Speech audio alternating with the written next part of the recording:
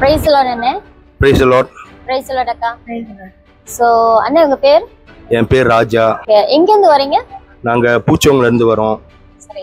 அண்ணே பூச்சோங்கல இருந்து வரீங்க. எவ்வளவு நாளா தபேரா மினிஸ்ட்ரிக்கு வரீங்க? தபேராக்கு வந்து கிட்டத்தட்ட ஒரு 3 மாசமா வந்துகிட்டு இருக்கோம். சொல்லுங்க உங்களுடைய பர்சனல் பரிசுத்த ஆவியானவருடைய பர்சனல் அனுபவங்கள் இங்க வந்து பெற்றுக்கொண்ட காரியங்களை குறித்து சொல்லுங்க. முதல்ல நான் வந்து பரிசுத்த ஆவியானவரும் இந்த அந்நிய பாஷையும் நான் நம்பவே மாட்டேன். ஒரு 17 வயசுல ரட்சிக்கப்பட்டேன். ஆவிக்குரிய சபையில தான் ரட்சிக்கப்பட்டேன். சேர்ச்சுக்கெல்லாம் போனேன், ஊழியெல்லாம் செஞ்சிருக்கேன்.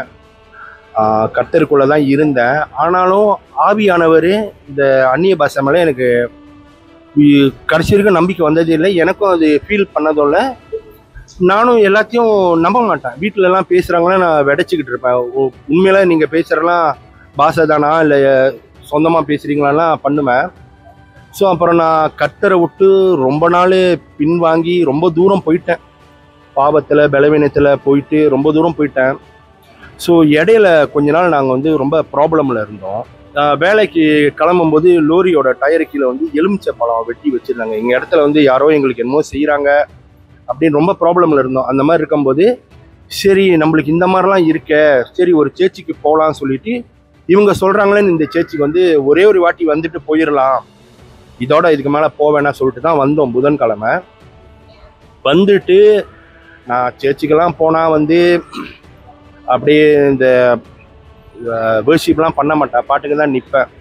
ஸோ நான் வந்தது வந்து ரொம்ப பிரச்சனையில் வந்தபோது கண்ணை மூடிட்டு கர்த்தர்கிட்ட கேட்டு, நான் ஆண்டவரே எனக்கு ஏதோ ஒரு இதாக இருக்குது அப்படின்னு நானும் அப்படியே வேர்ஷிப்பில் போகும்போது எனக்கே தெரியாமல் அப்படியே ஒரு கர்த்தரோட பிரசனம் அப்படியே எனக்கு ஒரு ஃபீல் பண்ணுற மாதிரி இருந்துச்சு. அப்போ பாஸ்டர் வந்து என் மேலே கை வச்சு ஜெபிக்கும் போது அப்படி வரும்போது நான் விழுந்துட்டேன். இதுக்கு முன்னாடி நான் வந்து சர்ச்சிலலாம் வந்து போனேன்னா எனக்கு ப்ரே பண்ணாங்கன்னா பின்னாடி ஒரு கால் வச்சுக்கோங்க உழுவாமல் அப்படியே நிற்போம் அப்படின்னு. ஆனால் இங்கே எனக்கே தெரியாமல் நான் அப்படியே விழுந்துட்டேன். ஸோ அப்புறம் சர்ச்செல்லாம் முடிஞ்சிட்டு ரூமில் பர்சனலாக ப்ரே பண்ண எங்கள் 2 பேரையும் கூப்பிட்டாரு. நாங்கள் போகும்போது அவர் சொன்னார், உங்கள் மேலே கை வச்சு ஜெபிக்கும் போது மாந்திரீக ஆவிங்கெல்லாம் வெளியாச்சுன்னு சொன்னார். அதை கேட்டுட்டு நாங்கள் ரொம்ப ஃபீல் ஆகிட்டோம். அதே மாதிரி நிறைய எங்களோட காரியத்தை சொன்னார். எங்களுக்காக ஜெபிச்சாரு, தண்ணி கொடுத்தாரு, 2 மாதம் அந்த தண்ணி ஜெபிச்சு கொடுத்தாரு வீட்டில் பாவிங்க அப்படி சொல்லிட்டு. அப்புறம் சேர்ச்சிக்கு வாங்கன்னா அவர் சொல்லலை எங்களை, நீங்கள் எந்த சேர்ச்சிக்கு போகிறீங்களோ அங்கே போங்க, 2 மாதம் தொடர்ச்சியாக ஹீலிங் சர்வீஸ்க்கு வாங்க, உங்களோட பிரச்சனை கொஞ்சம் கொஞ்சமாக சால்வ் ஆகும்னாரு. சரிண்ணே, இந்த அனுபவத்துக்கு அப்புறம் பரிசுத்த ஆவியானவருடைய பிரசன்ஸ் உணர முடியுது அப்படின்னு சொன்னீங்க. உங்களுக்குள்ள நடந்த மாற்றங்கள் ஏதாவது மாற்றங்கள் இருக்குதா? மாற்றம் வந்து கண்டிப்பாக நிறைய மாற்றம் இருக்கு. எப்படின்னா பெரும்பாலும் நான் சேர்ச்சிக்கு போனாக்கா அப்படி கண்ணை திறந்து சுற்றி வேடிக்கை பார்த்துட்டு இருப்பேன். மற்றவங்களாம் குறை கண்டுபிடிச்சிருப்பேன், யாரெல்லாம் இவங்க அப்படியே மற்றவங்கள தான் நான் பார்த்துட்டு இருந்தேன். ஆனால் இப்போ வந்து இந்த கர்த்தரோட பிரசனத்தை உணர்ந்த பிறகு நான் வந்து என்னை மட்டும் பார்க்குறேன். நான் சேர்ச்சில் வந்து கையெல்லாம் தூக்கி நான் ஜெபிச்சதே இல்லை. ஸோ இந்த கர்த்தரோட பிரசன்ஸ், இந்த ஆவியானவர் நான் உணர்ந்த பிறகு அப்படியே என் கண்ணில் சொந்தமாக தண்ணி ஊற்றுது. அப்போ தான் நான் ஒய்ஃப் கிட்ட கேட்குறேன், இதுதான் ஆவியானவரோட பிரசனமாக? அப்போ அவங்க எனக்கு விளக்குறாங்க, இப்படி தான் இருக்கும். அந்த ஆவியானவரோட பிரசனத்தை வந்து நான் இப்போ உண்மையில அதை நம்புகிறேன். நான் பாவம் செஞ்சுக்கிட்டு தான் இருக்கேன், இன்னும் பலவீனத்தில் இருக்கேன். ஆனால் இதெல்லாம் நான் தாண்டி வரணும், கர்த்தர்கிட்ட இன்னும் வரணும்னு நான் வாரம் வாரம் ஹீலிங் சர்வீஸ்க்கும் வந்துக்கிட்டு இருக்கேன், சண்டே சர்வீஸ்க்கும் வரேன். ஏன்னா நான் இன்னும் கர்த்தர்கிட்ட நெருங்கி வரணும் அப்படின்னு எனக்கு இப்போ வாஞ்சையாக இருக்குது. இவ்வளோ நாள் எனக்கு அப்படி இருந்ததில்லை. சேர்ச்சிக்கெல்லாம் போக மாட்டேன், போகிறவங்களையும் தடுத்து வச்சுருப்பேன் போவேனான்னு. இப்போ எனக்கே எப்போ சண்டே வரும், ஹீலிங் சர்வீஸ் வரும், போய் கர்த்தரை ஆராதிக்கணும். இனிமேல் நான் கர்த்தருக்காக இருக்க போகிறேன். அண்ணனோட டெஸ்டிமனி கேட்டிருந்தோம். ஸோ நீங்கள் அவர் கூட இருக்கிறதுனால நீங்கள் சொல்லுங்கள், அவர்கிட்ட இருந்து நீங்கள் பார்க்குற மாற்றங்கள், உண்மையாகவே அந்த மாற்றங்கள் இருக்கிறதா? கண்டிப்பாக இருக்குது. இப்போ இதுக்கு முன்னே வந்து என்னென்னா சர்ச்சுக்கு வர்றது ரொம்ப கஷ்டம், ஆன் அண்ட் ஆஃப் தான். அதுவும் அந்த கிறிஸ்மஸ், ஈஸ்டர் அந்த மாதிரி டைமில் தான் வருவாங்க, மற்ற நாளில் வரமாட்டாங்க.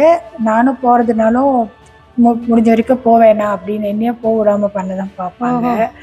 அப்போ இப்படி இருந்தாங்க. இப்போ இடையில ஒரு தடவை ஈவினிங் சர்வீஸ்க்காக வந்துருந்தேன் சர்ச்சுக்கு.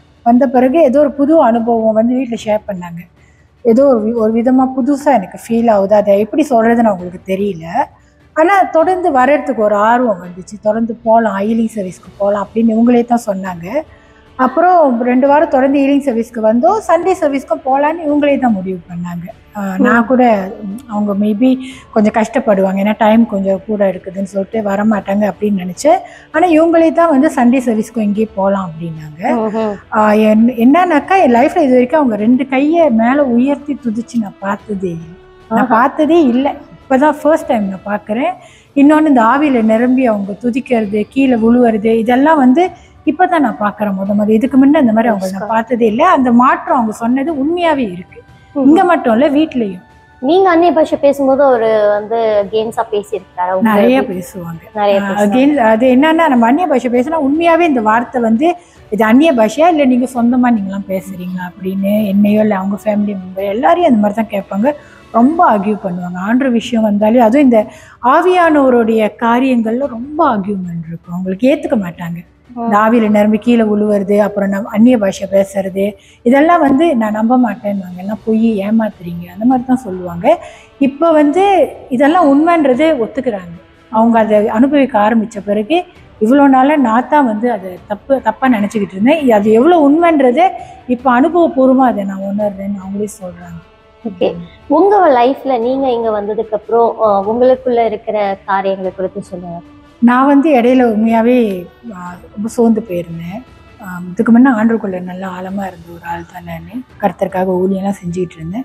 ஆனால் சில லைஃப்பில் சில காரியங்களுக்குள்ளே கடந்து போகும்போது ரொம்ப சோர்ந்து போய் ஆண்டவரை விட்டு ரொம்ப தூரமாக, இந்த சர்ச்சுக்கு நான் வரும்போதெல்லாம் ஆண்டவரை விட்டு ரொம்ப தூரமாக நான் இருக்கிறேன். சரி, ஒரு நாள் போயிட்டு என்ன தான் இருக்குன்னு சும்மா போயிட்டு வருவோன்னு வந்தது தான் ஒரு நாள். அந்த முதல் நாள்லேயே கர்த்தருடைய தொடுதலை உண்மையாக நான் உணர்ந்தேன். தொடர்ந்து இந்த சபைக்கு என்ன வர்றதுக்கு தூண்டுற ஒரு முக்கியமான காரியம் வசனம். அந்த வசனம் எனக்கு ரொம்ப பிடிச்சிருக்கு. என்னன்னா, அது ஒரு மேலோட்டமான ஒரு மெசேஜாக இல்லாமல் அந்த ஒவ்வொரு வசனங்களையும் பார்த்துட்டு அது டீட்டெயிலாக சொல்லி கொடுக்கும்போது அது எனக்கு ஒரு டீச்சிங் மாதிரி இருக்குது. நிறைய காரியங்கள் புதுசாக நான் கற்றுக்கிறேன். ஸோ இந்த காரியங்களை வீடுலாம் ஷேர் பண்ணுறது உங்களோட ஜெப வாழ்க்கையில் ஏற்படப்பட்ட மாற்றங்கள் இருக்கு.